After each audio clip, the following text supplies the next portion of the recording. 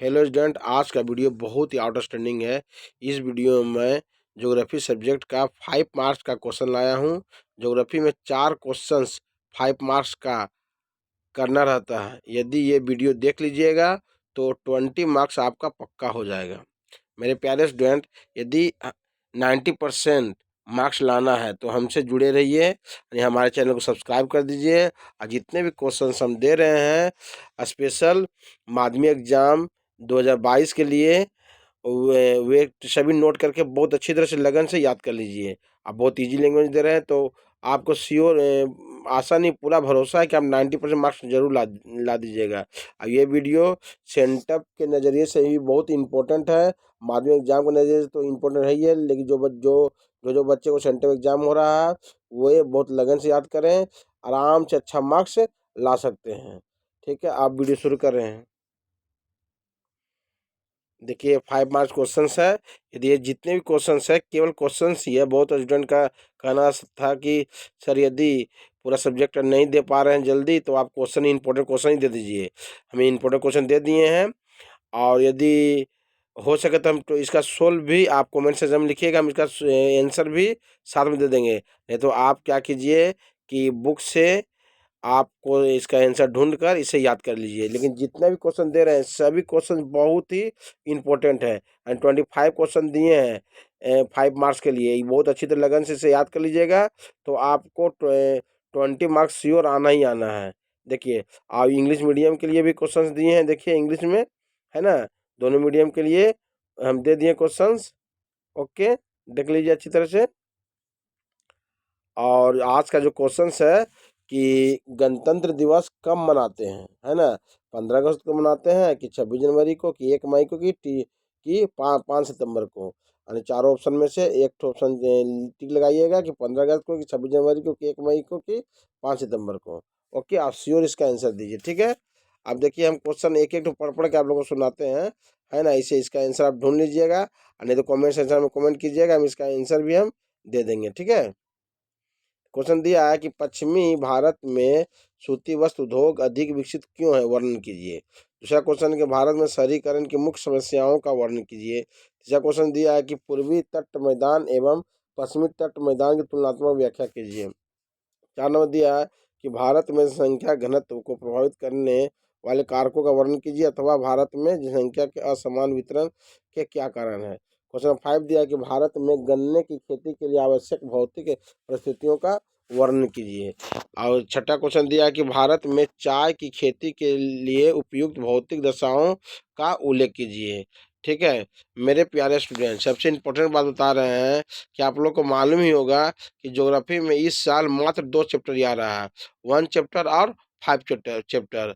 अब मेरे प्यारे स्टूडेंट, 5 चैप्टर से कम 70% मार्क्स का क्वेश्चन आ रहा है, इसलिए आप 5 चैप्टर बहुत अच्छी तरह से याद कीजिएगा।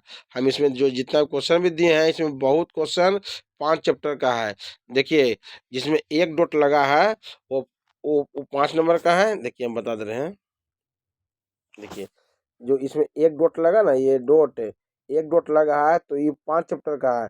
और जिसमें 2 गो डॉट लगा इस तरह से तो समझिएगा कि ये 1 चैप्टर का है। तो इसमें देखिए, इसमें एक डॉट लगा है, 8 के बाद डॉट एक लगा ना, तो ये 5 चैप्टर का है।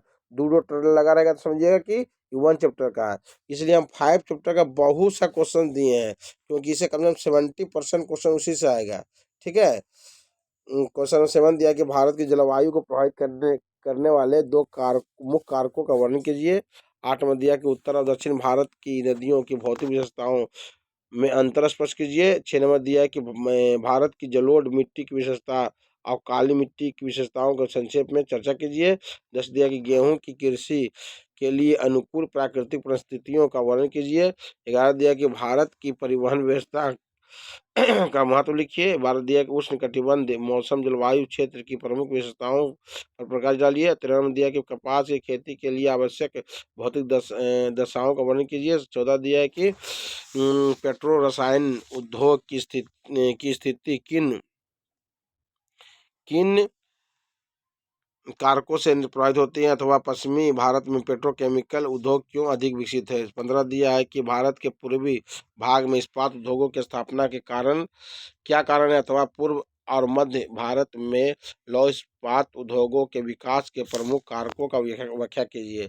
16 दिया है कि भारत में नगरीकरण के क्या कारण हैं। 17 दिया है कि भारत के पश्चिमी हिमालय के भू प्रकृति का संक्षिप्त वर्णन कीजिए। 8वां दिया, देखिए 2 डॉट लगा है, यानी 18 से एक चैप्टर का है। 18 दिया है ग्लेशियर अपरदन से बने 3 स्थल आकृतियों का सचित्र वर्णन कीजिए। और 19 दिया है कि वायु के अपरदनात्मक कार द्वारा बने स्थल रूपों का संक्षिप्त वर्णन कीजिए, या तो चित्र की सहायता से वायु के कटाव द्वारा निर्मित 3 प्रकार के भू दृश्य का वर्णन करो। क्वेश्चन नंबर 20 दिया है कि पवन एवं बहते हुए जल के संयुक्त कार्य द्वारा उत्पन्न स्थल रूपों का वर्णन कीजिए। 21 दिया है कि हिमनद के जमाव द्वारा निर्मित भू दृश्य का वर्णन करो, अथवा हिमनद के निक्षेपण से बनने वाले स्थल कृतियों का वर्णन कीजिए। 22 नंबर दिया है कि नदी के अपरदन कार्य से बनने वाले 3 प्रमुख स्थल रूपों का चित्र सहित वर्णन कीजिए।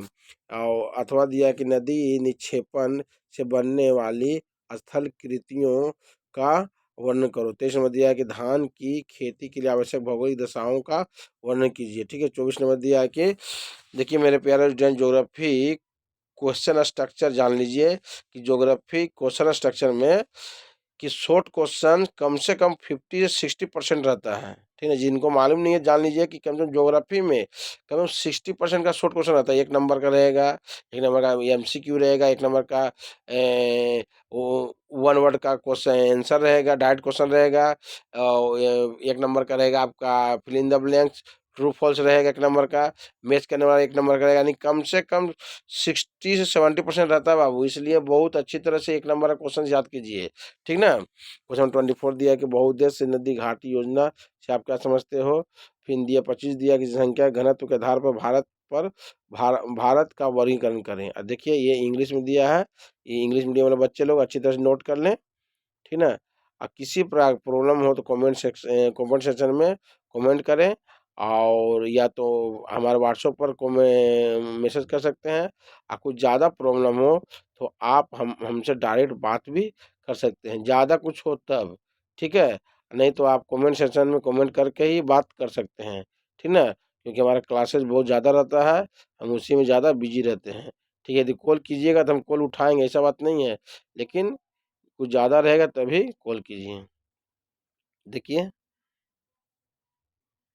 क्वेश्चन दिया है, जो अभी तक मेरे चैनल को सब्सक्राइब नहीं किया सब्सक्राइब कर दें। ठीक है। और सबसे इम्पोर्टेंट चीज़ है कि आप लोग जीके का जवाब नहीं देते, आप लोग जीके का जवाब श्योर दें कि गणतंत्र दिवस कब मनाते हैं। ठीक ना। 4 ऑप्शन दिए थे, 15 अगस्त, 26 जनवरी, 1 मई और 5 सितंबर। ओके।